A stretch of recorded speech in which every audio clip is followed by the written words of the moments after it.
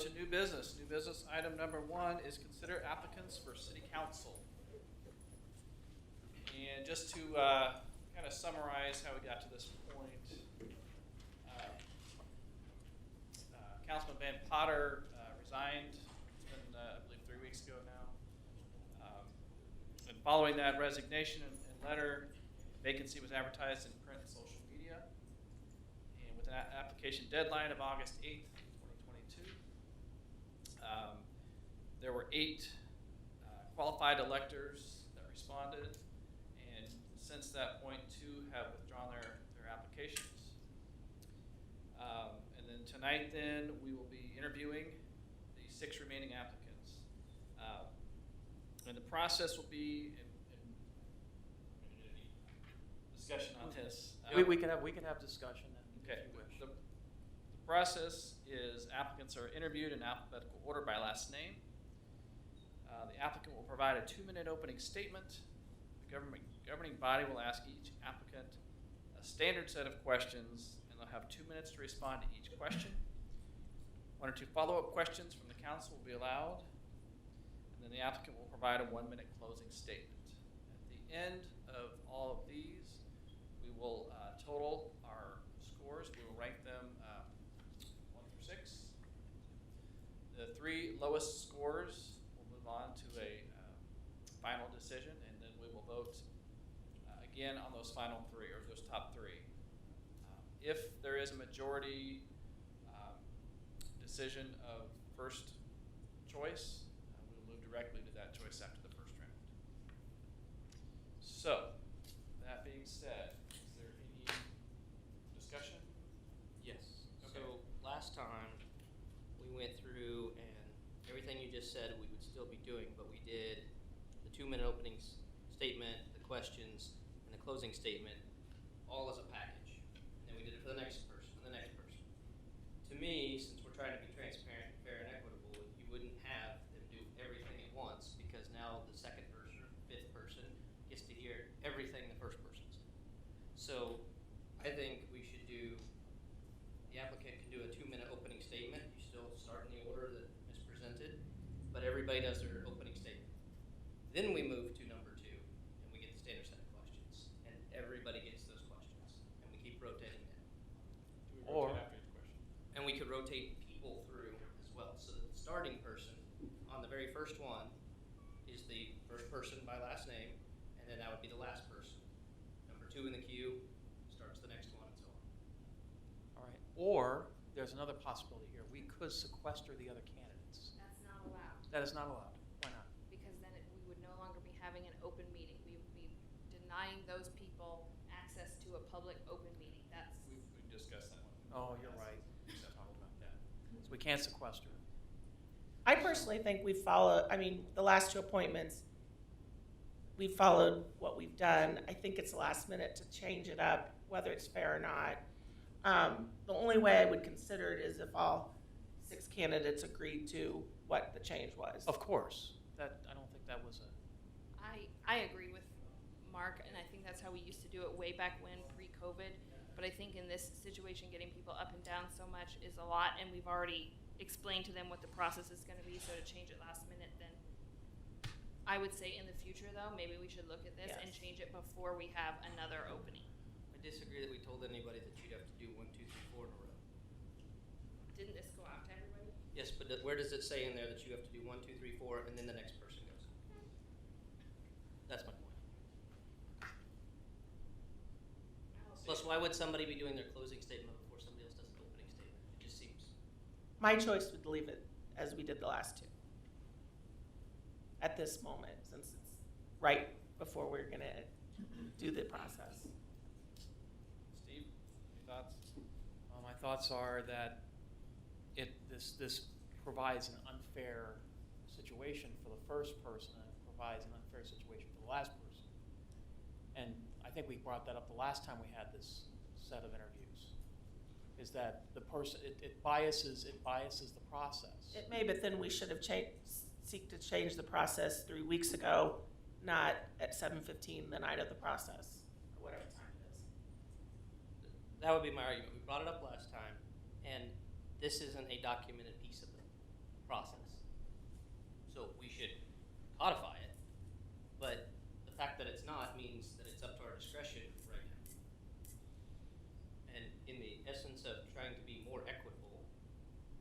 work towards that rather than following something we did in the past that was less.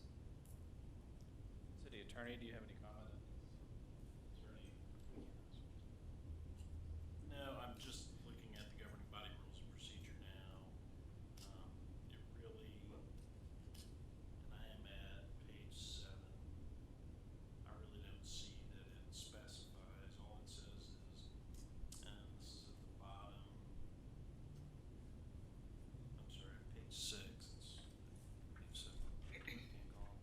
All it says is the applicants will then be invited to the next regularly scheduled city council meeting for an interview with the governing body. The governing body will interview the applicants at the city council meeting and vote to appoint one of the applicants to fill the next position. The governing body may conduct second interviews or start the appointment process over if they believe, et cetera. So it's, I mean, it's, other than saying you're gonna conduct interviews, it really doesn't provide any more detail than that. So with that, I think you probably have some broad discretion. Would there be a concern amongst the folks who are interviewing for council to rotate the questioning through each individual on a rotating basis so that everybody gets a chance to answer first, second, third, and fourth, fifth, and sixth? I mean, you know, is there a problem with that amongst the members of the of the group that's interviewing? So give everybody a chance to do an opening statement, give everybody a chance to answer question 1, give everybody a chance to answer question 2. We rotate through the names, and I think that to a great extent would be much more equitable. I think we can keep track. Casey, what? I'm okay with whatever. I'm okay with the rotating around. I do think it's more fair. I just think it's kind of a It's a throw little more it up. cumbersome, but I've been in favor of something like this for a while. And I do know that's how we used to set up a long table, but then with COVID, they decided to not have people stand that close, so. City Clerk, is that acceptable? It's really good. We'll start with the group in alphabetical order, and then we'll just rotate through Right, from. back rotating. We'll rotate from the bottom up then. Yep. Okay. Yeah, we'll just. So the first one will be last. Yeah, Exactly. as long as we keep track. Okay. And I'm okay with that. So, unless there's any objection, that's how we'll proceed. Okay. All right. So we will start with Mr. David Arnold. If you would like to give your 2-minute opening statement.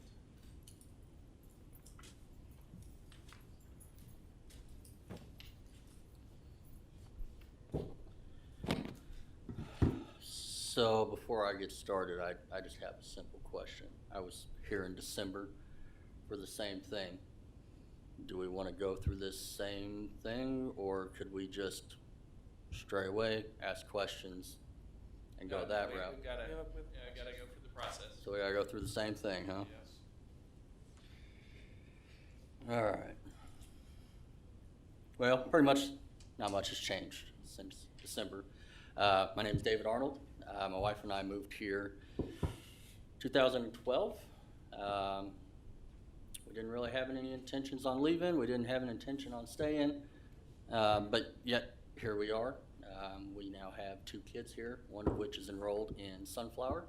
The other one is about 1.5 years, and so eventually he'll be getting into that school system as well.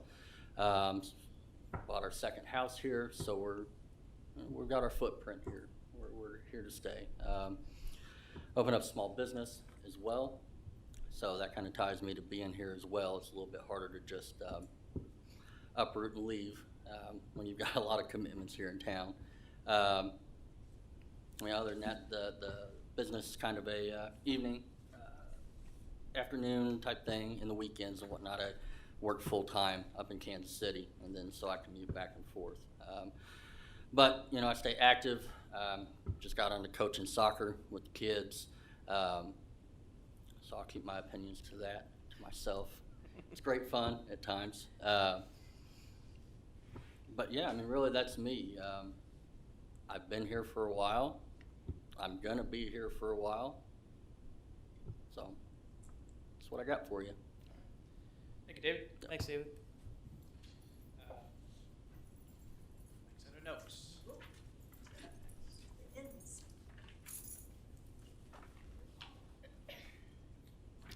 short here. Might have to tiptoe. I'm Alexandra Noakes. Council members, thank you for your time this evening. Taking time out of your busy schedules to hear why I believe I can help the city by serving on the city council. I've lived in Gardner for over 20 years. I began my career working in technology at a publishing company in Overland Park, and then I moved on to work at one of the largest financial institutions in the KC metro area, leading teams and working in their technology departments. After working for others, I caught the entrepreneurial spirit and decided that I was going to open my own business, and as well as focusing my time on running a business that my husband Jason and I owned here in Gardner for 12 years at Moonlight Plaza. I continue to be impressed with the thriving business community in Gardner, and I get very excited seeing new things that are coming down the pike. We've raised 2 children here, and I have valued the assistance of our community that it has provided in their upbringing through our excellent schools and community programs. I understand that when some people run for council, they have some bold aspirations for making changes. I'd consider myself an adoring fan of our community, and I'd like to help keep us on that path that we're on and help drive us to the next level.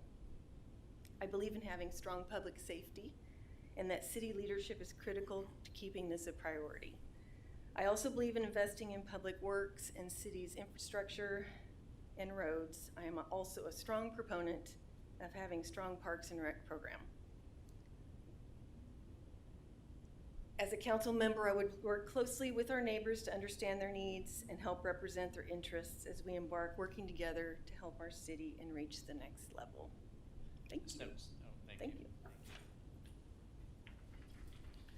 Before we go, I do want to apologize ahead of time, but I'll have to cut you off right at the timer, so Yep, just to be fair sure, to everyone. sure.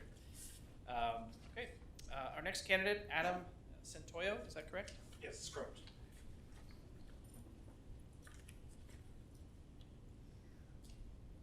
Good evening, Mayor and our members of City Council. Like I said, my name is Adam Sentoyo. I'm a fairly recent resident, been here for about 4 years now. But in that short time, family and I have been shown the most hospitality and compassion. Well, that was kind of the reputation that preceded the city and what drew us to living here and choosing this as our home. But I would like to keep that precedence by serving as a fair-minded and compassionate member of this council. In my professional career, I've had the unique opportunity to interact with members from all walks of life, both domestically and internationally. Those experiences have afforded me the ability to work together with like-minded individuals and those that I may have not really totally agreed with. But we always did find some compromise and work through those issues. For the past 3 years, I have served as a member of the city's advisory board, airport advisory board. During that time, I was a contributing member of the proposed airport business plan. When I was asked to provide my input as a board member and a member of the aircraft community for that study, which was conducted by Lochner, kind of as a bonus of that study, it exposed me to some of the thoughts of our residents and how they kind of viewed our airport. With that kind of outside perspective, it's something that I brought with me to the board and use that in our dealings there. Recently, I've taken up a task as being my post Student Veterans of America liaison with the VFW. So within that role, I've supported veterans and their enrollment within the Johnson Community College system. So what I would bring to this board is the ability to work together across different perspectives to find the common ground. Thank you. Thanks. Thank you. Our next candidate is Jennifer Smith.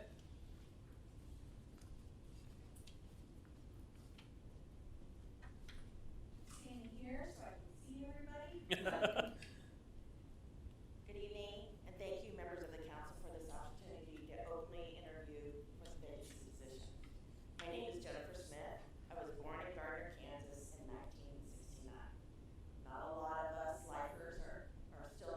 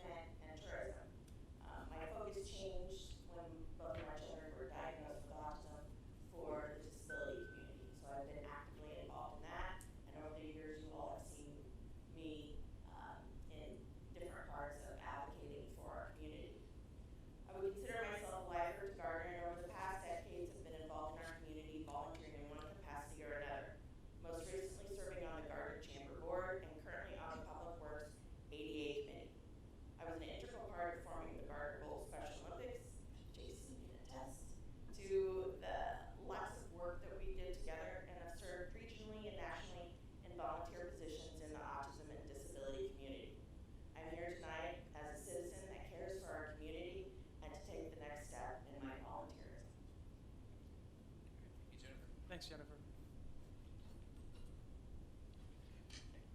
Our next candidate is Mark Ween. I apologize.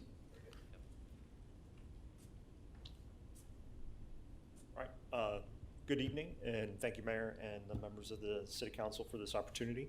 I moved to Gardner in May of 2015 with my wife and 3 children, 2 of which are still at Gardner Edgerton High School, and been a resident of the state of Kansas since 1995 when I came down here to go to school. Got my engineering degree at KU, and then went on to get my MBA and worked down in Wichita for a number of years. The last 13 years, I've been a program manager and the main customer interface for the aviation industry, or the aviation group that we have, being the main point of contact for that largest customer, and also our largest fleet customer at Garmin, where I work today. Before that, I was a program manager and worked on the government business side, working on government contracts and seeing the differences between how the government customer works versus how industry works, and seeing how all of that can be worked together.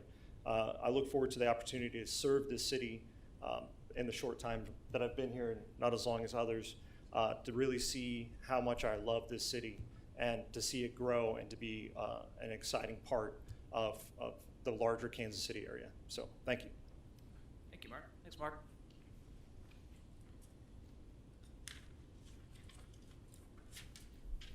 Okay, and our final candidate this evening, Luke Willis.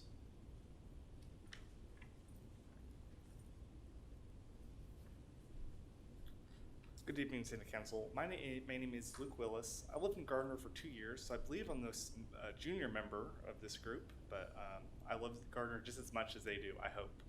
I currently sell commercial and personal lines insurance in the RV space. So I sell RV insurance to consumers and then sell insurance to dealerships, like the Ford.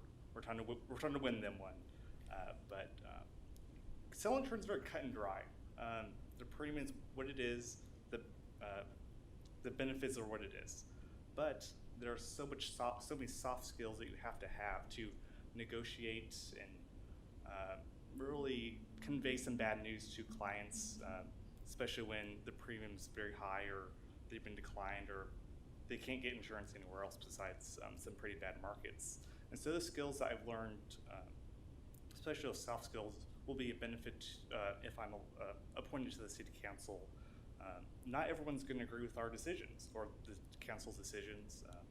That's just life. But we'll conveying our rationale and being firm is quite important, and I look forward to learning more about the council in that way. I do have a Bachelor of Science in Agricultural Economics and a MBA from Emporia State, which I'm glad to have a fellow MBA on the panel. I've learned a lot of how to analyze complex situations, par any emotion or bias, which is a big thing in economics, where you don't want to put too much emotion into saying, well, what should we do if the dollars and cents make sense? As preparation for the position, I stay up to date with the local issues. I think the big one now is the valuation of... Mr. Willis, I apologize, your time's up. Thank you. Thank you.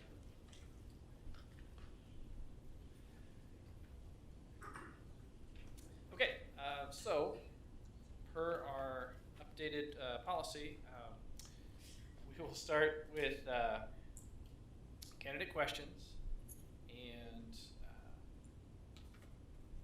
I believe we'll ask, are we wanting to ask questions after each question from council, or do we want to save that to the end, or I think that if we have questions? if we have questions, it would probably be wait until the end. Okay, so if we have clarifying questions or something in addition. The thing is, we probably want to have everybody ask the same questions for the first 3 minutes, because that's what's written down here. Okay. Sound good? All right. Okay, so we will start with Alexander Noakes. Again, we will ask everyone this first question. The question is, what are the 3 biggest issues facing the city in the next 3 years, and what steps need to be taken to address them? So when I thought about this question, the 3 that came to mind were infrastructure to handle growth. I know a lot of these 2 are in process continually, but just looking at the traffic pain points, intersections, we have a lot of phase 1 projects going on, especially like Gardner Road, for example. That's out by where I live with the new Quick Trip. That totally made everything amazing out there. So I know that there's a lot more development like that going on, and really it's looking at, you know, what's growing, who's working out here, and trying to alleviate some of those pain points. The next one is housing. You know, continue to attract people to come live in Gardner. We have great schools, community events, a good reputation.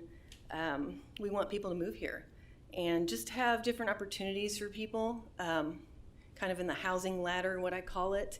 Not everybody wants to own a home. I know there's some generations that say, I will never own a home. You know, they don't want to mow, they don't want the expense. You know, and I see some of the developments at Symphony Farms, Prairie Chase, you know, for homes, and then they talked about duplexes today, which was really interesting too. So I think some of those things will attract more people to Gardner. Attracting businesses is really important.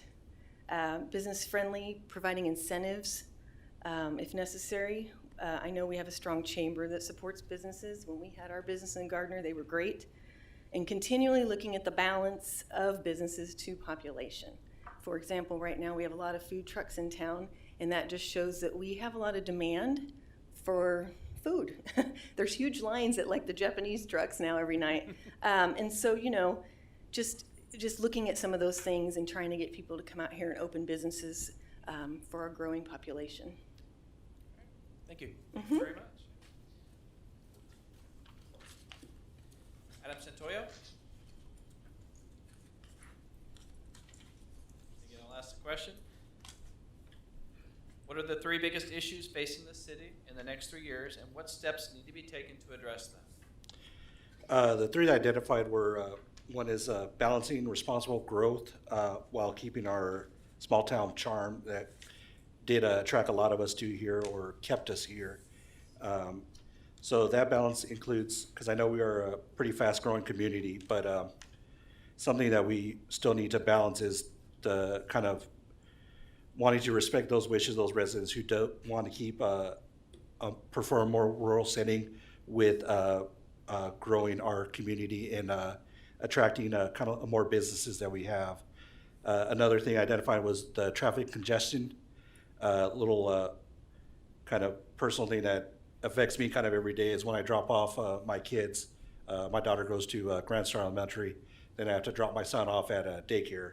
So just in the 4 years that I've been living here, I've noticed that on Center and Grand Avenue, have a little bit of trouble in the mornings going southbound onto that road. So traffic congestion is going to be something that is one of the issues right now that I do see we're all kind of facing around here and all over town as well. And then the third that I've identified was housing availability, finding that right balance between homes and apartments / condominiums, trying to attract those residents who do want to come to Gardner and live here and have a great life balance here as well. That's all I got for right now. Thank you. Adam. Thank you. Jennifer Smith.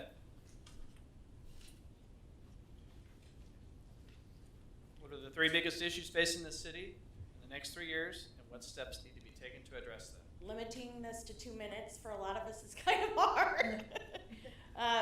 So my first, and when you look at this, you look at who our community serves for these priorities.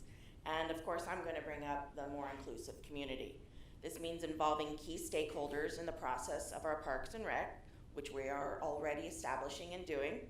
Are we having events that all citizens can participate in, no matter the disability? Are we serving our youth, adult, and senior populations? We have a very aging community. Yeah, I'm over 50, but we still are having more. We need to look at also our seniors that are 70 and 80. Are we making sure that we have the quality of life for them as well? Are we including someone with a disability when we are establishing our new subdivisions? Will the sidewalks be accessible? Of course, many of that follows because of ADA laws. Do our departments have training for mental health and disabilities? And I know that Chief Belcher does a great job with that as well.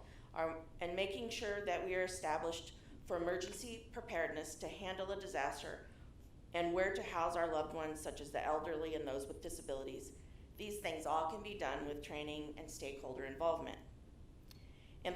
Second is infrastructure. I think we all can agree that infrastructure is deeply important to all of us, especially being a person that was born here and at 2,000 people to now have 22,000 plus people. We have some folks that come back and are like blown away with the growth, but making sure that we do have that growth and we are prepared for the growth, which making sure that we have competitive and retention employee packages for our staff to be able to fill those jobs where we need them, making sure that we are budgeting for equipment, resources, and tools to handle the growth.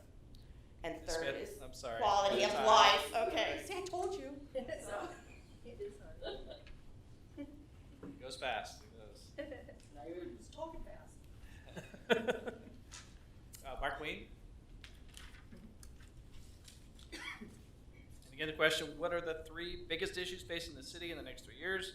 And what steps need to be taken to address them? The first one that I continue to see is the strain that the intermodal has put on our infrastructure throughout the city. Semi-traffic, increased traffic throughout the city. It just needs to be understood that the intermodal and even the expansion of other businesses is going to continue to cause us to do other things inside the city, change traffic flows, increase road sizes, and maybe move some of that semi-traffic outside the city and have it come in through a different route. Secondly, we're seeing an opportunity with the warehouses that are popping up around up in Olathe and down here. Garmin announced that they were hiring another 300 individuals and they're going to continue to expand. And then the Panasonic plant that's going in over in DeSoto, those families and those folks who are going to be hired there are going to have some place to go. And we want them to come here, or at least have an opportunity to come here. So that means that housing needs to be available and affordable for that wide range of families that are going to be moving here to Gardner and enjoy this beautiful city.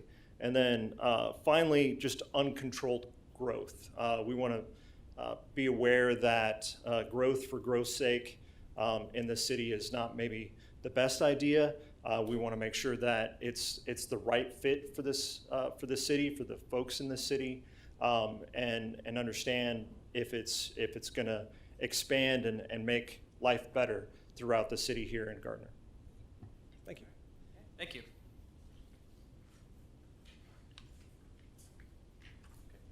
Luke Willis?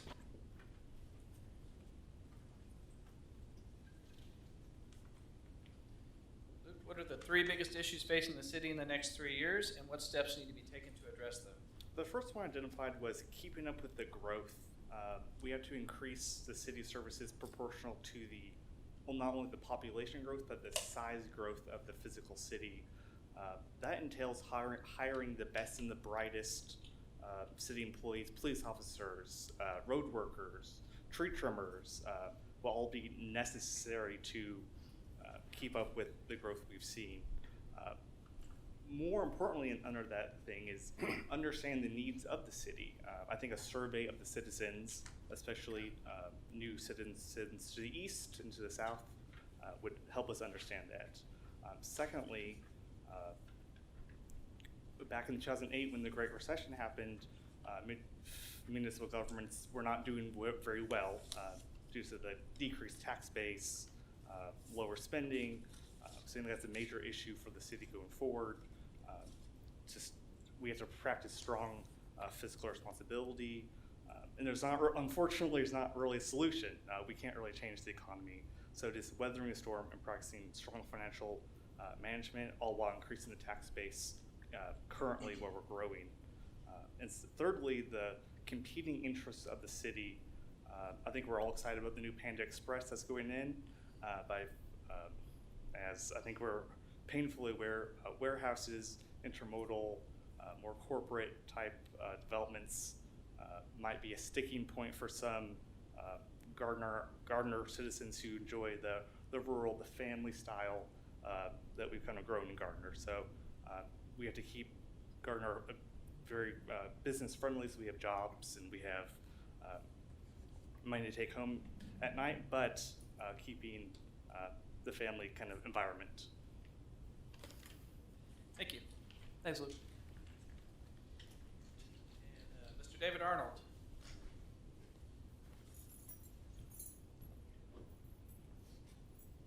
Again, what are the three biggest issues facing the city in the next 3 years, and what steps need to be taken to address them? So the three that I kind of like to touch base on kind of all tie into each other, I think. So the first issue I think would be being able to address the issue of staff salaries. Low staff salaries contribute to high turnover rates, meaning that we lose police officers, electrical linemen, other city employees. You know, and it may not be such an issue of pay, like, hey, we need to raise pay. It could be benefits that are being offered or something, but we want that retention. What I happen to see a lot of, especially like in the neighborhood, is we see a lot of new faces in patrol cars. And so what that tells me is maybe we've got turnover of going to different departments, maybe exploring different possibilities. And so the question would be is, what is our retention plan in the city? What can we do to hold on to the people that we're investing in? That kind of ties into, as we continue to grow, I think that new developments are going to be an issue that we face. Now it does sound like we've got some coming in, which is great.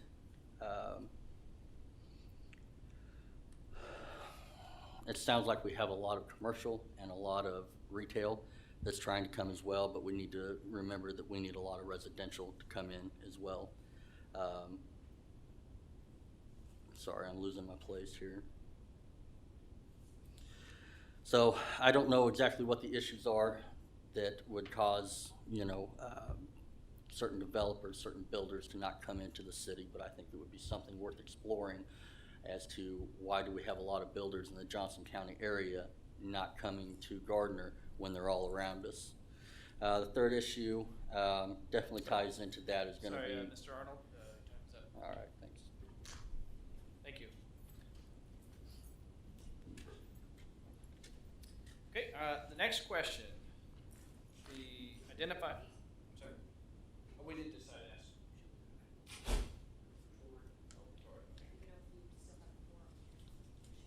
We do. We do. Okay. All right, so we will start with Adam Sentoyo.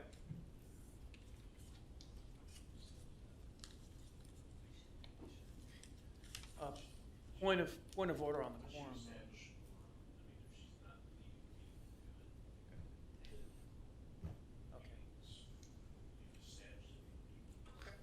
Okay, that was my question, because, well, even if that were the case, since we're a four-person council right now, I believe that the governing body rules of procedure dictates a quorum is 3. Either way, we're good. We're good. We're good. Okay. Yeah. Never mind us. Yes. Mr. Sentoyo, the question number 2, identify 3 priorities of the city. Something that I did allude to in my other question was keeping the steady growth. That's going to be important just as a priority for the city. Reason being is if we're attracting business, tourism, and downtown revitalization, that's going to attract residents to our city here, and especially with my fellow candidate did allude to, Garmin is a very big employee around here.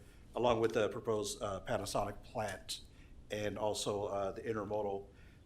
That's something that we want to attract businesses, residents to the city here. So that's going to be a high priority for continuing our growth here as well. Also, the kind of what a lot of people already did say is infrastructure to support those residents and those people coming to our city here as well. Tourism, I think, is something that we don't have a lot here as well, and that's something that we can look into and try to find how do we attract tourism, which does include tax dollars, spending money here within our city. So, excuse me, that's something that I would see as a priority here. A lot of other cities have certain attractions that attract those types of people to come here and for those types of money as well. Thank you. Thank you. Jennifer Smith. Identify 3 priorities of the city. One is emergency preparedness. Are our citizens prepared for a disaster? We have 2 airports, and we recently did have a small plane go down, which everyone did a fabulous job in taking care of that. We have daily train traffic with an increase, and then we have the intermodal that on any given day, we could have a plane crash, a train derailment, and an explosion at the intermodal. Sorry to be a Debbie Downer on that, but we have to look at those preparedness for our community.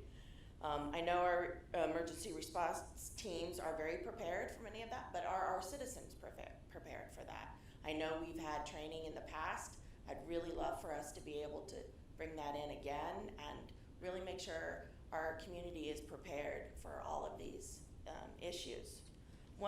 Another one, of course, is business growth. Are we being good stewards of our current businesses and inviting potential business growth, taking time out to thank our business owners, of course, with the chamber, that's very hand in hand, listening to them as well as opportunities for growth and expansion, tracking events such as tournaments for our tourism tax dollars, looking at grants to help business owners as well as opportunities for helping fix sidewalks.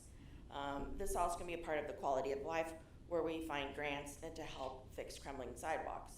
I'm going to throw back in the quality of life with affordable housing, welcoming our community. This means, to me, our community helps growing. We look at our front porch. Our front porch are our entrances to our city. Are we making sure that they're keeping our streets clean, our sidewalks as well? Are we holding businesses and homeowners accountable? One of the things that I've mentioned over the years is also the trash. With growth, there comes trash. Smith, and I apologize. It's time. Okay. Sorry. Thanks, Jennifer. Thank you. I go for 3 minutes. I know, maybe. I think that should be new. Can't change the process. Oh. Okay. Duly noted. Mark Wayne. Mark, identify 3 priorities of the city. The first one, from what I understand, is high-speed internet. We have one choice here in Gardner and one sort of choice.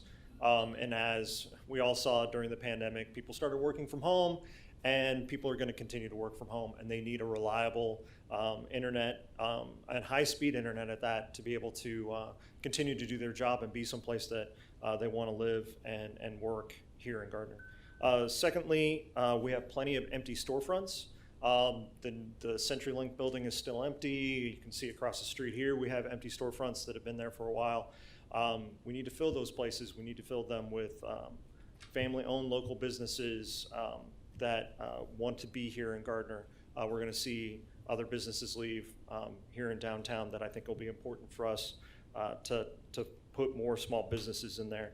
And then we need to continue to upgrade our roads, like I said, with the intermodal and the other infrastructure that we need. We need to focus on and having nice schools and parks where kids can play and we can get outside, because that's important.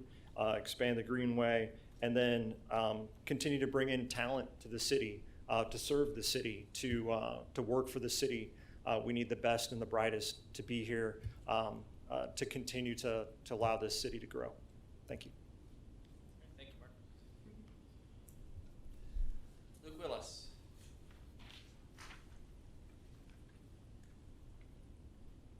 Luke, identify 3 priorities of the city. The first one is improving infrastructure. I won't touch on this too much. Water, sewer, gas, electrical, fire, police, and ambulance response. It sets us apart from other municipalities. I think it's can attract a lot of great people to live in the city and businesses as well. Secondly, I think we enjoy a very relatively low crime rate compared to even Olathe, which is 10 minutes up the road. But I think that should be a priority for the city because it will increase the tax base while having new residents move here, new businesses. But it's a multifaceted approach. It's not easy. It's mental health, it's law enforcement, criminal justice, it's education. So I think that's something the city should ponder. It's obviously not an instant fix. Lastly, I think one more light is providing the fun city services to the residents.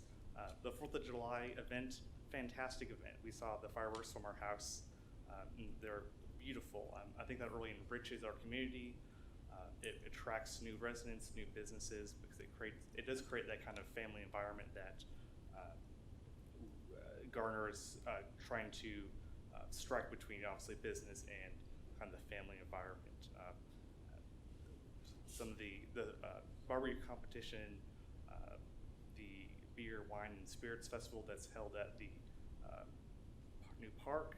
These are just great events, and I think that that should be a priority for the city. Thank you. Thank you. David Arnold.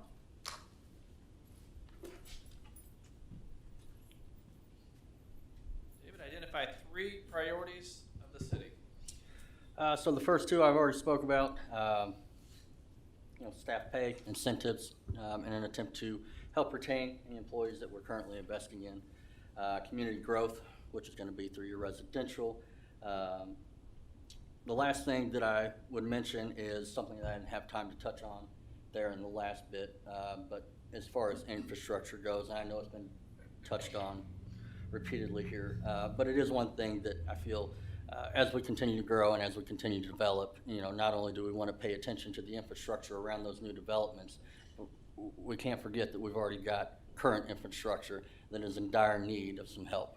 I have mornings where I live 5 minutes from the highway and it takes me 20 minutes to get to the highway. It's stuff like that that maybe we should pay attention to and explore options. We have a lot of choke points, so we need to figure that out, I think. Those are really the only 3. I've got more if you want to hear more, but those are the 3 that come to mind, so that's all I got for you. Thank you. And Alexander Noakes. Come over this way.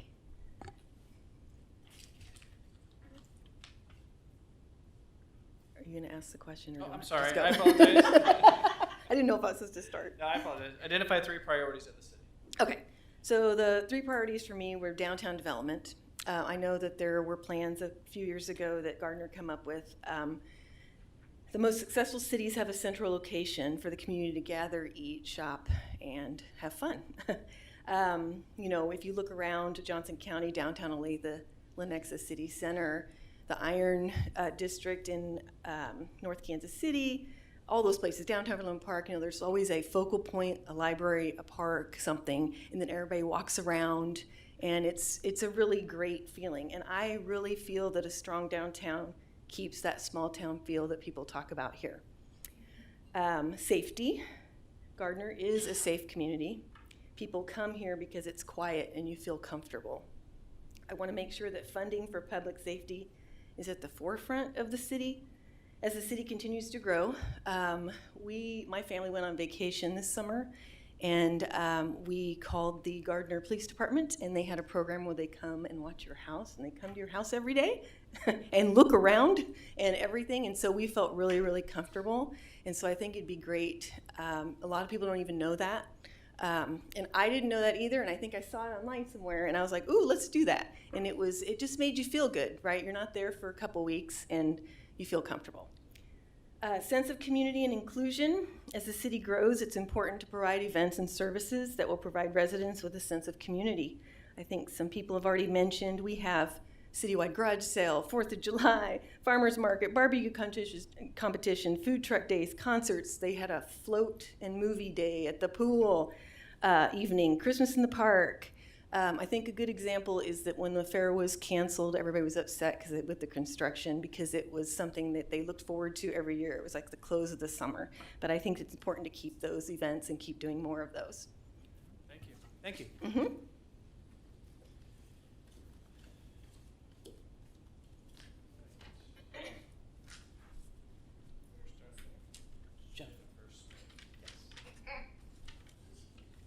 Question number 3, with a 2-minute time. All right, ready? Jennifer, where do you see the city in 5 to 10 years? Well, I'm hoping, and I think you all are as well, in that 5-year time frame, that the second Gardner exit, the bridge, and that structure will be completed safely. We will have semi-traffic going the way they're supposed to be going. I also feel that I'd like to see another full-service hotel with restaurant amenities. Of course, have that background of hotel, restaurant, and tourism background. We do have a great opportunity to capture with the events that our Park and Rec are doing, with the wineries around town, with what's happening downtown. We do have the opportunity to really capture the tourism and transient guest tax. Of course, the inclusive playground, which I'm hoping in the next year or two will be making its way to the forefront. Also, the plans for a community center. I know that was in the master plan in Park for many years, and hopefully within the next 10 years, that will be in the plan as well as our downtown area that we've been going over that plan that you all have started, and hopefully that will rev back up and we'll be able to make that work. 30 seconds to it. You can always go back to the previous questions. I know, if you well, I want. kind of did that a little bit, so, but that's our hopes, particularly with that tourism background I have. I know we have the capability to do this, so, thank you. Thanks, Jennifer. Mark Ween?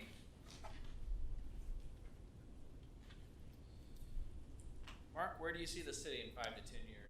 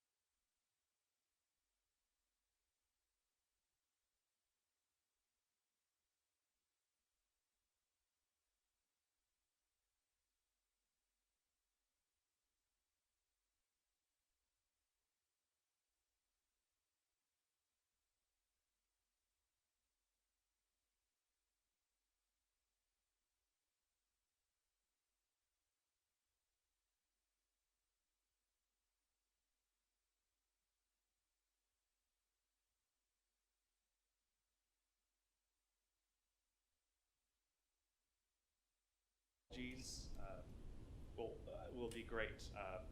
Drones. I know the police department recently purchased a drone, which pretty amazing technology. Technology for stoplights, AI for traffic control is the future of the city is in technology. But on a darker note, I believe that political abrasions from neighboring municipalities such as DeSoto, Edgerton, Spring Hill, and Olathe will continue to push Gardner into a place maybe it does not want to be in terms of clearly the warehouses moving towards Gardner, which is a major concern for, I believe, the council and the citizens. But all that being said, there's a bright future ahead for Gardner. I think it's a great base, and I think people really enjoy living here, which not always the case for some cities. So I'm excited for Gardner. Thank you. Thank you very much. Thanks, Luke. Hey, David Arnold?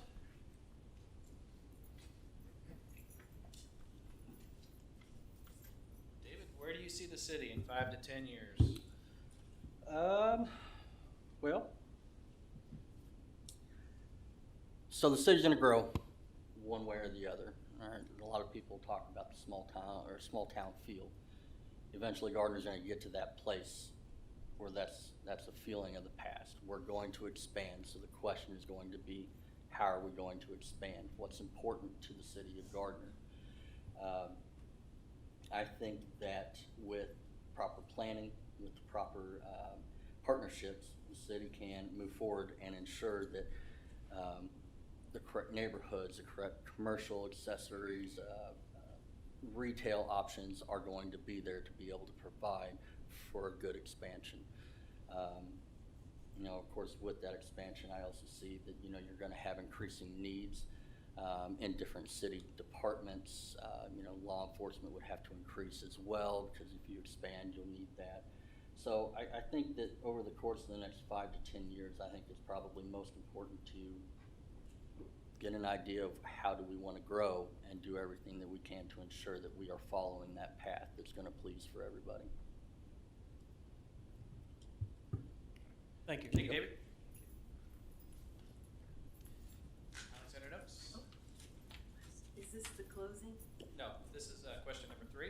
Oh, yes. Yep, I'm so- sorry. That's all right. So, Alexander, where do you see the city in 5 to 10 years? So Gardner's growing and will continue to do so. I hope to see a vibrant community with a strong downtown with amenities and a variety of housing options for people moving here, as well as current residents who want to move around to a different situation. Employment opportunities, you know, everybody's mentioned the Panasonic plant. These cities around us, you know, have companies coming into their areas, and it will provide jobs for our community as well because it's close. They're not far away. And I think it's important just to continue to monitor the population, the school growth, the housing needs, and use that data to establish what we want the city to look like. I know I've heard people say, well, we don't want to be in Olathe, we don't want to be Split, or we don't want to be a whatever city, pick one, right? We don't have to be, right? We can look at the data, we can be what we want it to be for our community, what works for us. And I think that's possible, and just listening to the planning committees and some of the things that are planned that I didn't even know about. It's exciting, and so I think that in the next 5 to 10 years, Gardner's going to be amazing, even more amazing than it is today, and I'm really excited about it. Thanks, Thomas. Adam Sentoyo?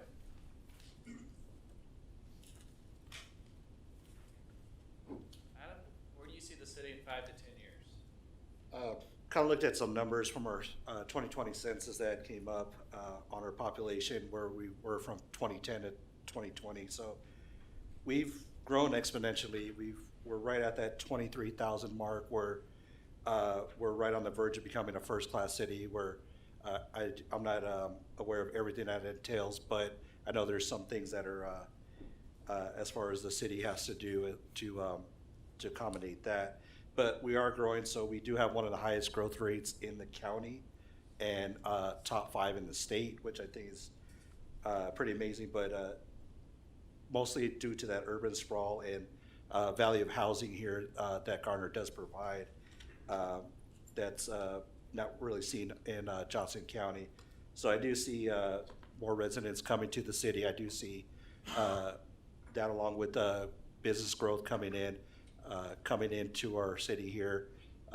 And I do see us keeping that small town feel, but we are growing and we are going to be being that little bit bigger town. Some people may not appreciate it or not, but it is kind of the numbers are kind of showing and trending towards that way. I do see our town still keeping that small town feel, that sense of community. Something that did when I first got here was something that kind of blew me away, and something that I am going to always remember. So, thank you. Thank you. Thanks. Thank you, Adam. Okay. Do we want to have those musician questions?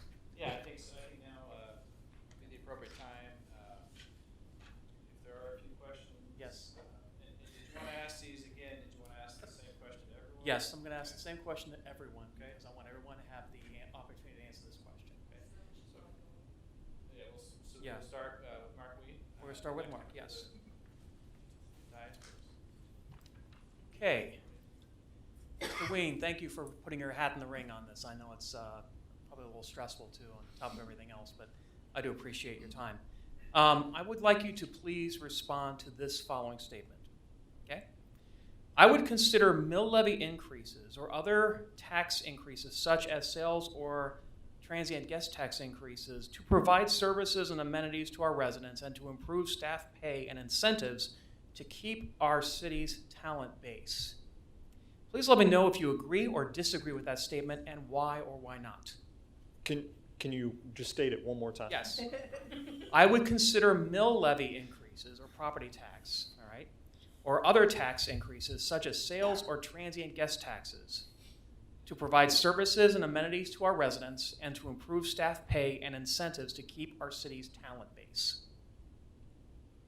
I think that we should consider everything to keep our talent base and to improve our city, which would potentially include property tax increases or any other sales tax increases to be able to do that.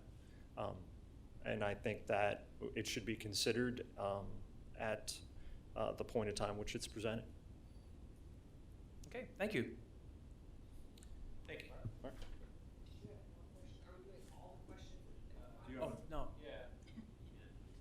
We- Them all at once, yeah. do them all. I only have one. I have none. I just wanted to make sure that. I got one. Okay. How will you balance the wants of 25,000 people with the needs? You have to listen to what, and I think that I was going to put that in my closing statement, is that you have to listen to what your neighbors have to say, and what are they thinking, and what do you feel like you can do. I would say that as a program manager, as a customer, the voice of the customer internal to my company, and then the face of my company to my customer, I have to balance that line of what's good for the customer, what's good for the company. It's kind of what's good for the city as a whole, and what's good for, and what can we ask of our citizens to be able to do what's best for the city.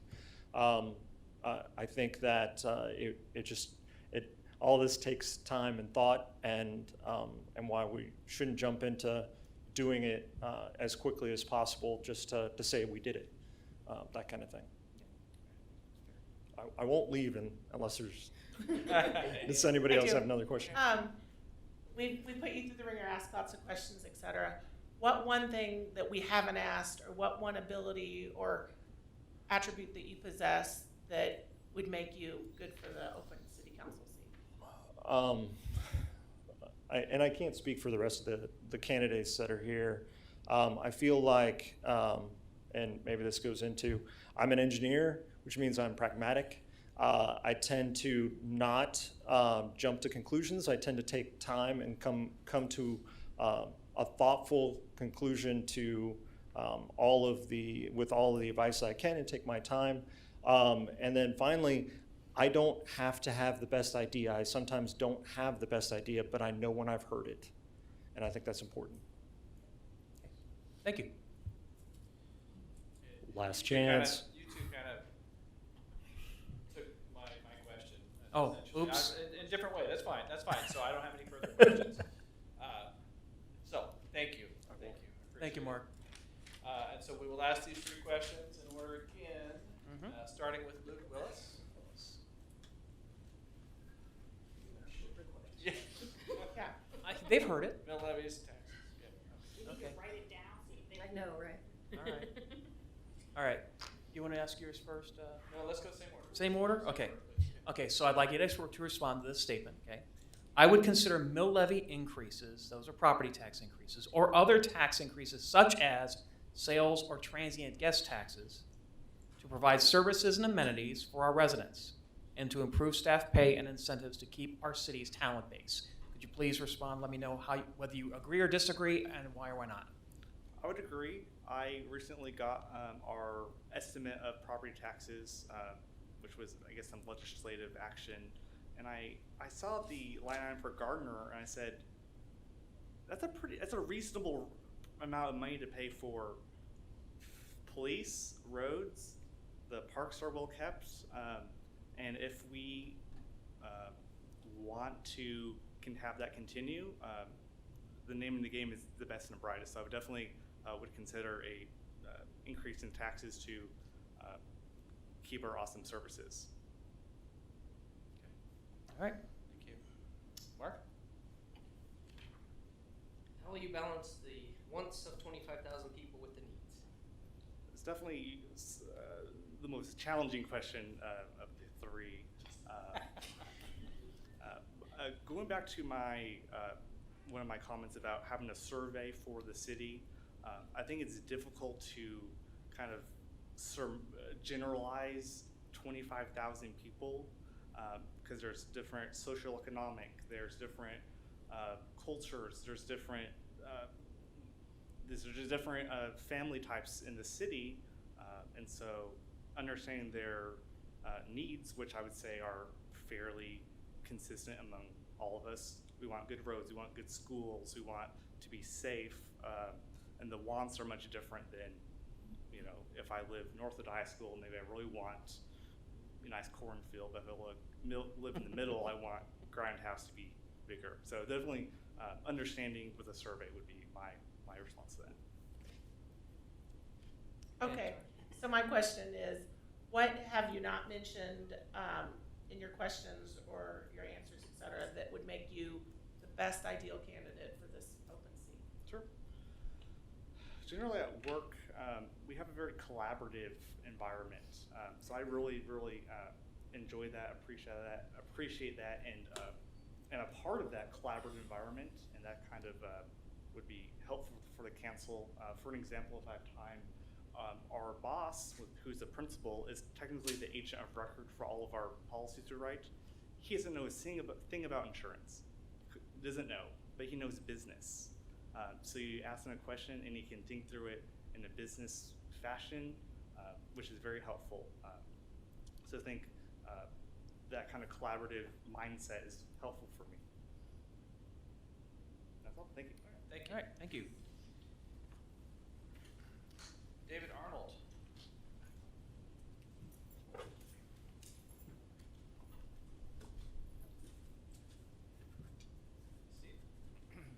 All right.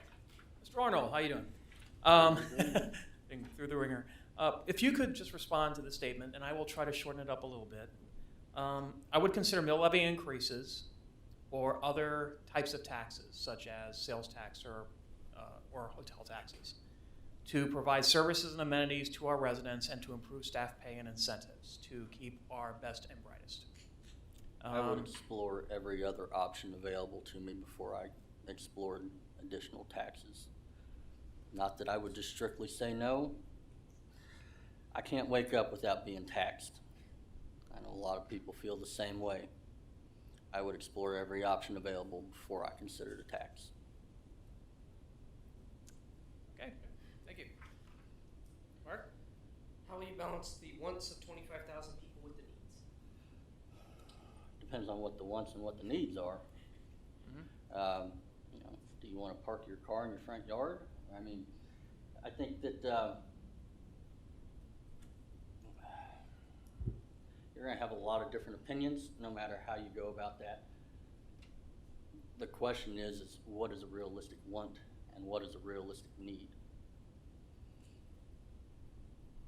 I really think that the only way to figure that out is to pay attention to what the people have to say and what they want versus what they need.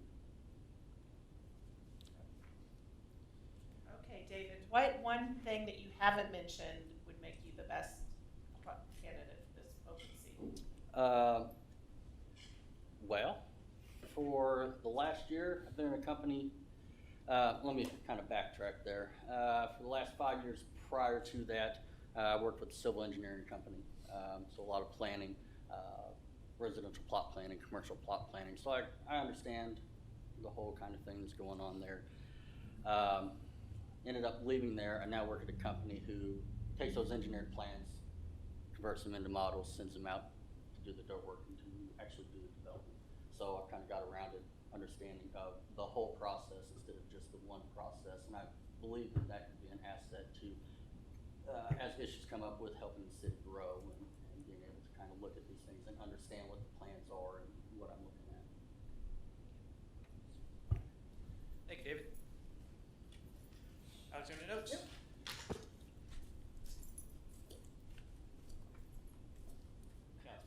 Yes. Okay, so you've heard this now a few times. Yeah. So I'm going to say it for, like I've said it everywhere else, but I would consider mill levy increases or other types of tax increases such as sales of transient guest taxes to provide service and amenities to our residents and to improve staff pay and incentives to keep our city's talent base. Do you agree with that statement or disagree, and why or why not? Well, I have not served on a governing body, and I do not have experience with mill levies or taxes or increasing taxes for those purposes. So without any research at all, I mean, my first thought would be, I would want to do everything I could to keep, do what we can to keep talent and to, raise wages that we need or to create amenities for our residents. I just don't know. I mean, it's so hard to, I don't know what the numbers are, I don't know what the needs are. I don't know what are we looking for? What would change? And so I know I'm kind of in the middle there, but, I would definitely want to look at options and figure out what are the best options for this. And maybe it is, increasing those.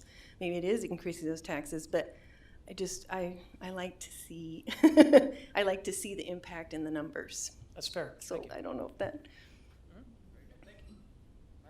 How will you balance the wants of 25,000 people with the needs? So that is difficult, like everybody has said, right? So I love the farmer's market, but my neighbor next door never goes to the farmer's market, right? So I want a farmer's market. They don't care about it. So I think sometimes a need bubbles up. Just a quick example.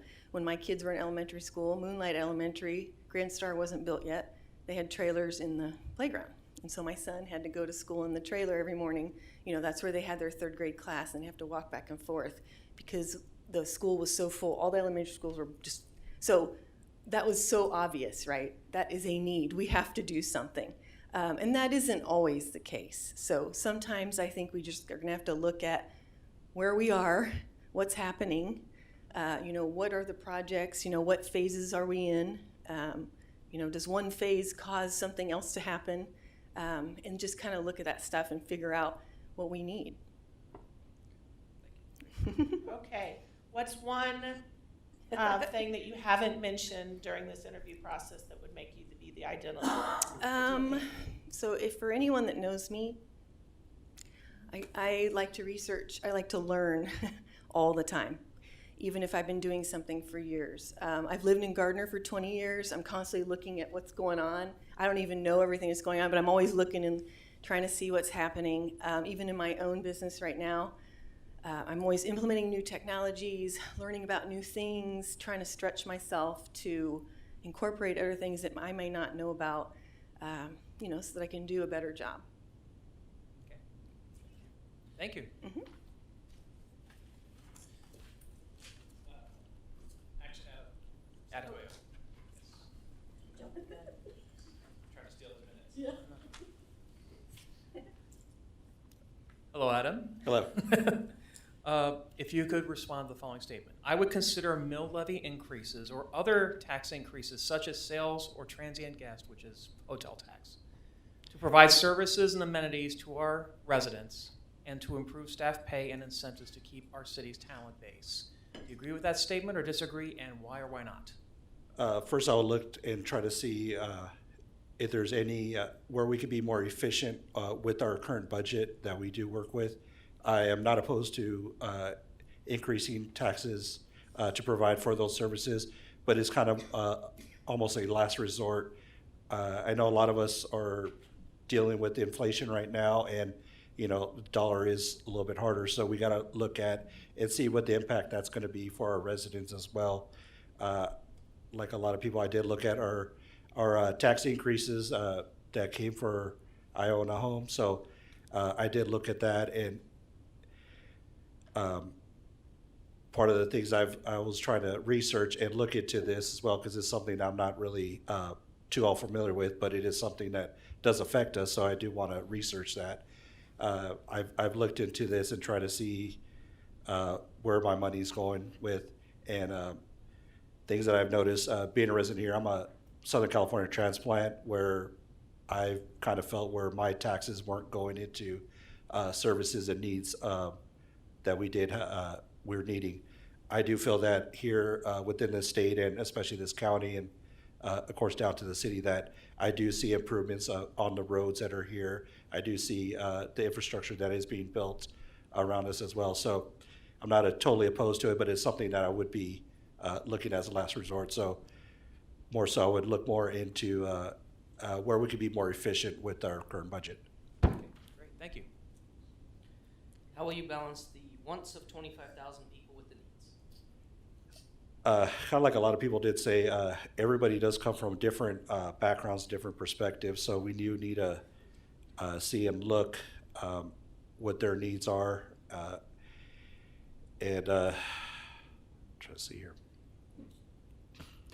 So everybody's needs are different. Everybody has different perspectives of stuff, so we do need to look at what that individual could need, and then also what is good for us and the city as a whole. Okay, Adam, what unique attribute that you haven't mentioned so far that would make you the ideal candidate?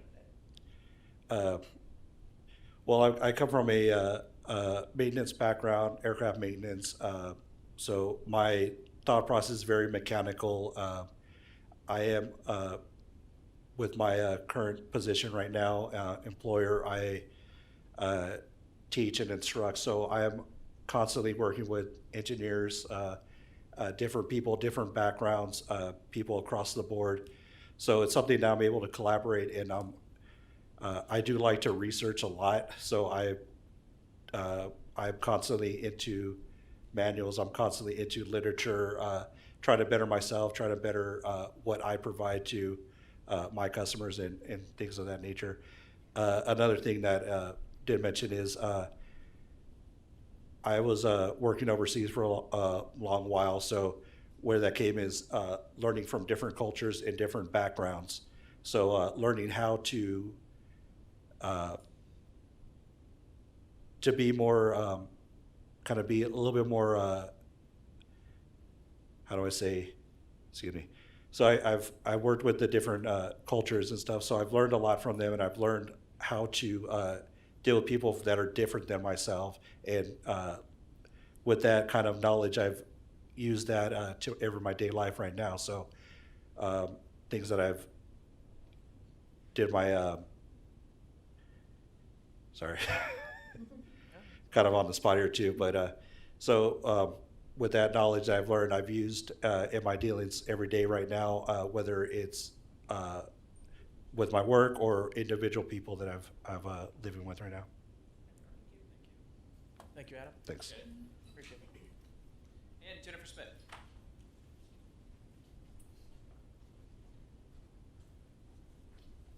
Hey, Jennifer. Hello. If you could respond to this statement. I would consider mill levy increases or other tax increases such as sales or transient gas taxes to provide services and amenities to our residents and to improve staff pay and incentives to keep our city's talent base. Do you agree or disagree with that statement, and why or why not? That's a loaded question. It's a long question too, so As yeah. a homeowner that also received our Johnson County assessment, that our taxes are going up, and being from the business world as well in the hospitality management, the transient guest tax, most of the time the transient guest tax goes up. As also a business owner, for which I did not mention earlier, Betty's Pies and Cobblers, I have taxes on my product that I sell to customers as well. So Gardner's tax right now is competitive with areas. I don't really see a problem with it going up just a hair, but we really need to look at things. We are going to have some changes to our food taxes that's coming down the pipeline from the state. So we're going to have to look at, are we going to be losing or gaining, and where are we going to be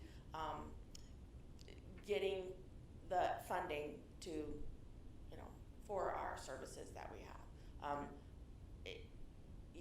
Unfortunately, we do have to tax to make money to support. And with growth, there comes more taxes and more money. Okay, thank you. Thank you, Jennifer. How will you balance the wants of 25,000 people? So, I'm a problem solver that many of you have realized over the years with the emails that I've sent to you. There's a problem. I like to see how we can fix it and how we can work together. Like many of the applicants before that have said, great answers where we all have different needs and wants, and we also come from different backgrounds. So to prioritize one person's need over another, we really have to look at specifically what that need is and how, if it's particularly something where we have an aging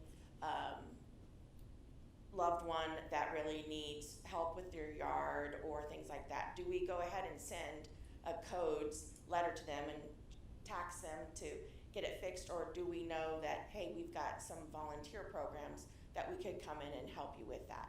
So really looking at what that need is and how we can either find it or just talk with them.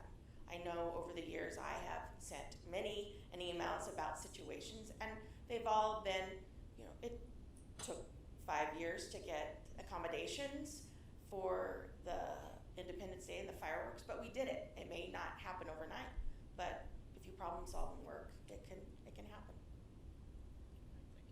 Okay, so what attribute or quality that you haven't mentioned so far would make you an ideal candidate for the open seat?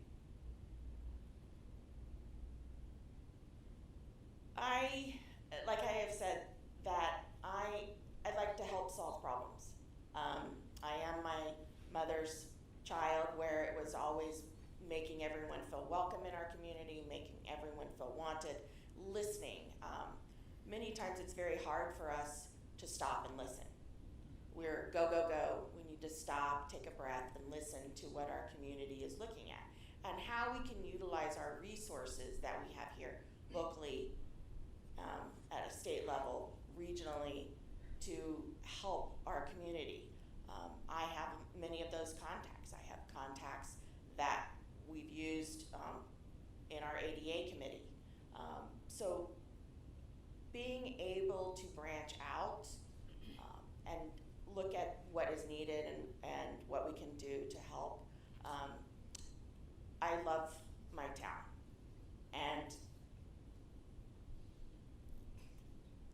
recently losing my father, that was one reason why I could not be a part of the council, as I wanted to run at a different time. But now I'm dedicated to our community again, and I really want to be a part of the council. So thank you. Thanks, Jennifer. Okay. So that concludes the questions. We will finish then with a 1-minute closing statement.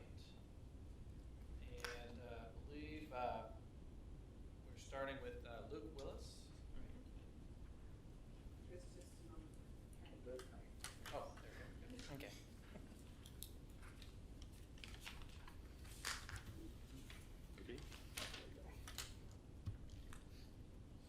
I believe my experience and knowledge will be an asset to the council.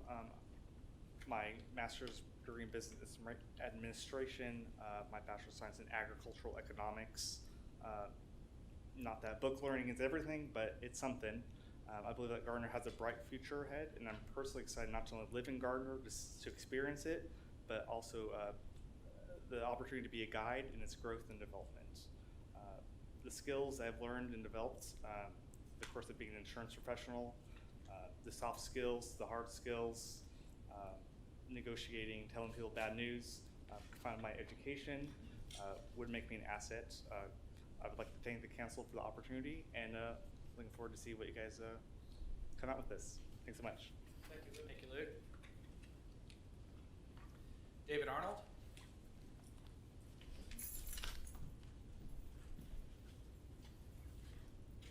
You want me to just get going? All right. So to close, I've been in the community for about 10 years. Yep. 10 years. Got a home here, got a small business here. Most importantly, the family's here. We intend on staying in Gardner. Really the lifestyle down here is great. It's not loud, it's calm, it's peaceful. We like it here. I do feel that I bring experience and professional connections to the table in regard to helping the community grow and recognizing any hurdles that may appear while growing. I feel that I'd be a valuable addition to the city council. And with that, I thank you all for hearing me out. We'll talk to you after a bit. All right, thank you, David. Thank you, David. Got your notes? All right, 1 minute. I have a lot of pride for the city of Gardner. Living here for the last 20 years has been nothing but positive for me and my family. We have a wonderful school district, strong sense of safety. I enjoy learning and staying informed about the city. I would love to be able to utilize my leadership and collaboration experiences, as well as leverage my ideas and communication skills to help move us forward. I look forward to engaging and listening to our community. I want the best for all of us. I am well-intended and want to keep us on the right track. I would be very proud to be part of the city council. Thank you very much. Mr. Adam Sentoyo.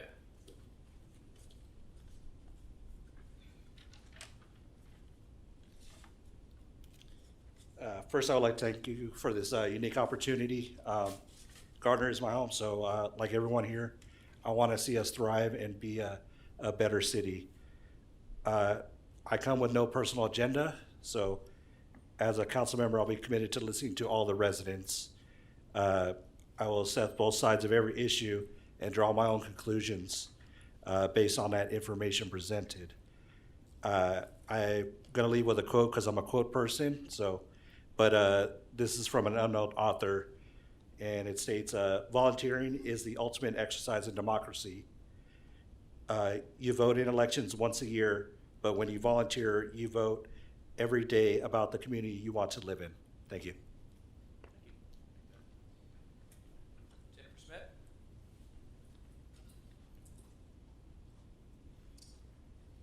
I just want to thank you all again for this opportunity. You've had a lot of great candidates that have spoke.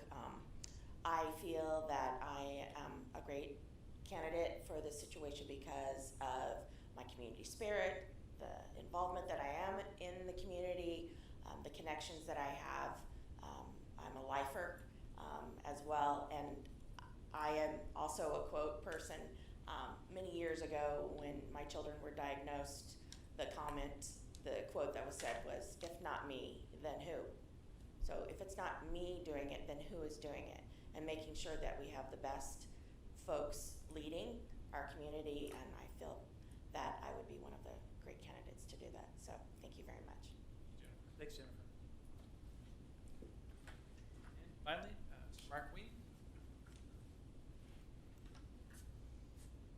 I also would like to thank the committee and you, Mayor, for the opportunity to speak to you tonight and this opportunity.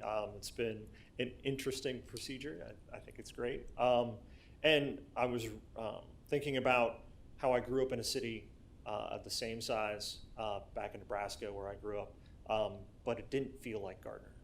Gardner has a special feel to it. It's the same size, but it really has a special, it's got that small town feel, and it's special.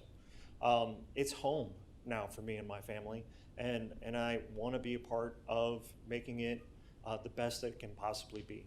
So I thank you for the opportunity, and have a nice evening. Thank you, Mark. Okay, well, that does conclude our procedure, and I want to thank everyone who came out. I mean, this is certainly not easy, getting up in front of everyone and answering questions off the cuff, and so thank you so much. I think we had really excellent candidates tonight. Absolutely. I know we'll have a difficult decision to make, and I appreciate your answers, and I always learn things from this and get ideas from this as well. So I think for us, it's a learning experience as well. I would encourage, if you're not selected tonight, we do have continuous openings on boards, commissions, and other areas that you can get involved. And if it's not tonight, well then there's great ways to start that process, and the more you learn there, I think that's beneficial as well. I would second everything you said. We put you through the ringer tonight. We understand that it's not easy to get up in front of a bunch of people and especially have to answer unscripted questions. So thank you again for putting up with us. Appreciate it. Especially when they're the length of a paragraph. Oh, stop. Yes, we're gonna have a 2-minute timer for Steve's question. Oh, gosh. All right. At this point, we will rank our candidates, and then we will, the city clerk will collect those and tally those, and they'll be verified by our city attorney. And we will narrow it down to the top 3 candidates. Please put your names up. Yep. Oh, good, I already did that. I'd have to I feel like I'm in school. Yeah.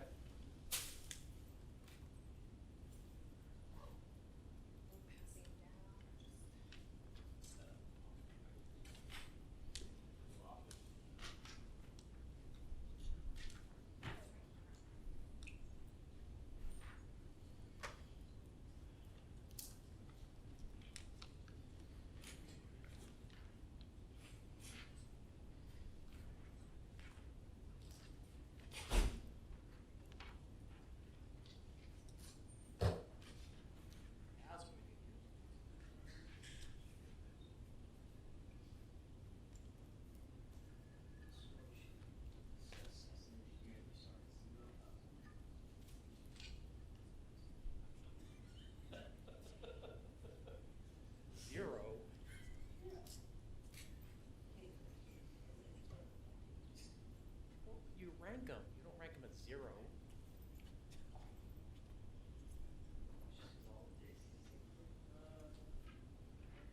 I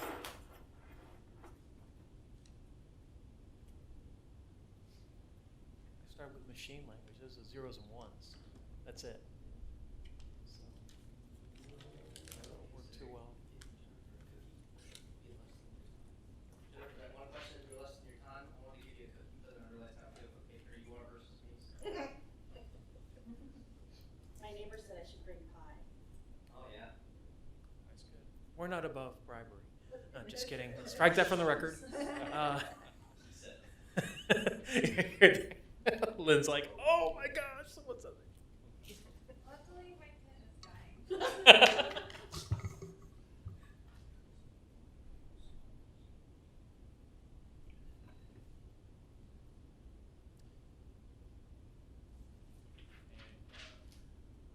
Whoever is selected will be sworn in right afterwards, and then continue our meeting with this as well.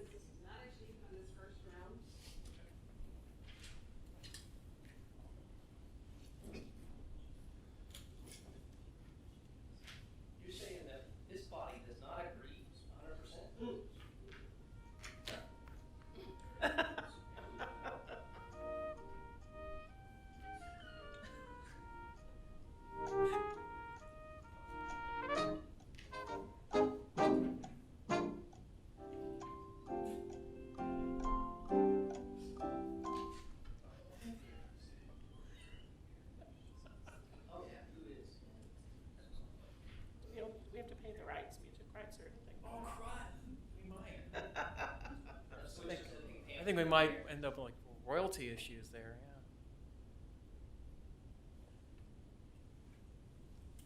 I have to raise a mill levy to pay for that.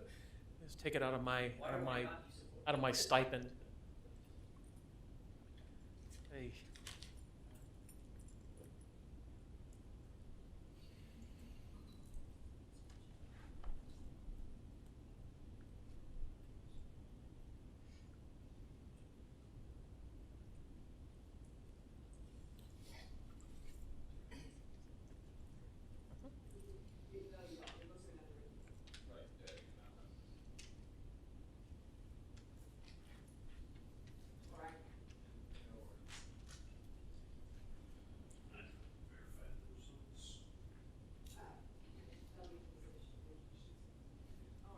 You got it. Yeah, we've got 'em. You already We've got 'em. provided them to us. Yep.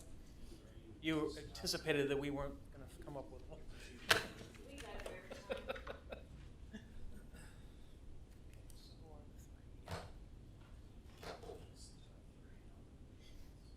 Just do an alphabetical order, I guess, be best.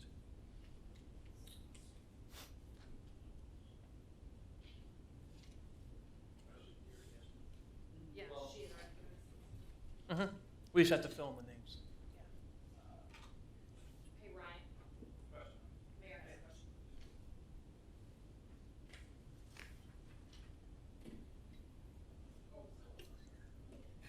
a question. Lowest.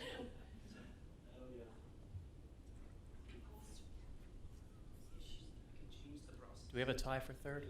You gotta vote again. Uh-oh. So just add a line? Yes. Okay. All right, we've added a fourth line. Okay, so ooh. 1 second here.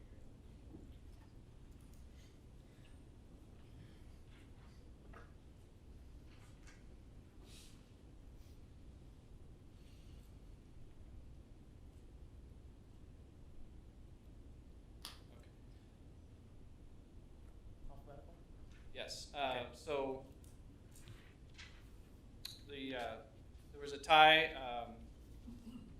for third, so I will read them in alphabetical order. The top 4 candidates, David Arnold, Alexander Noakes, Jennifer Smith, and Mark Ween.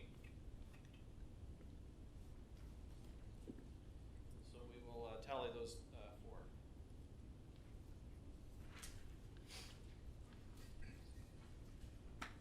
Oh, read off four again, sorry. David Arnold, Alexander Noakes, Jennifer Smith, and Mark Ween.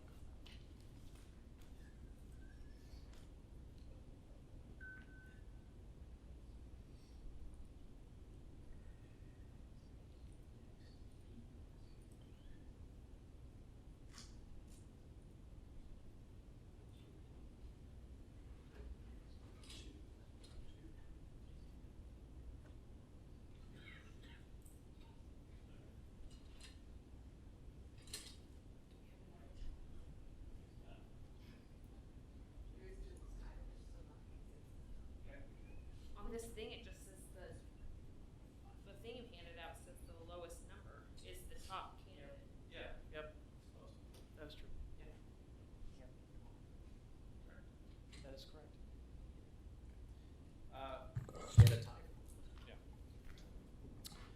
So the candidate with the lowest score was Mark Ween. So, Mark, you are, Well, we have to have a motion. you have to motion. Mark, you are a selection at this point. Okay, so do I hear a motion? So moved. Second. Motion Baldwin, second Shoot, that we appoint Mark Ween to the city council seat with a term expiring in December 2023. All in favor? Aye. All opposed? I didn't say aye, but aye. Abstain? Congratulations, Mark.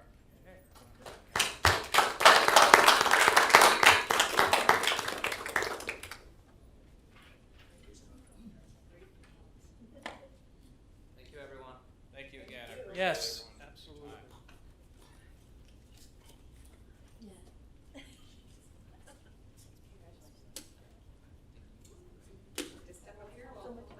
Yes, it is. It's all, yep. Nice to see it now. Raise your right hand.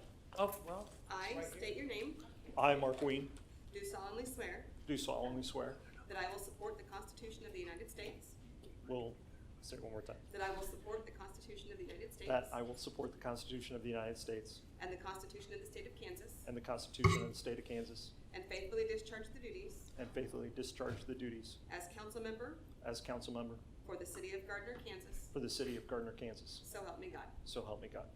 Congratulations. Thank you so much.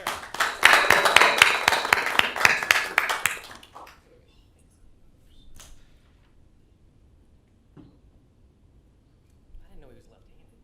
Yeah, he's a lefty. He's in his right mind. Excellent. Yep. It's yours. See?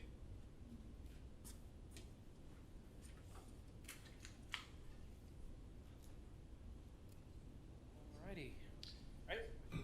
And so Welcome, now, Mark. and so now for your first test of your council, we're going to go into executive session. Council updates. Yeah, first we'll Oh, do it's council council updates. Yes, So, council updates. Yes, you're right.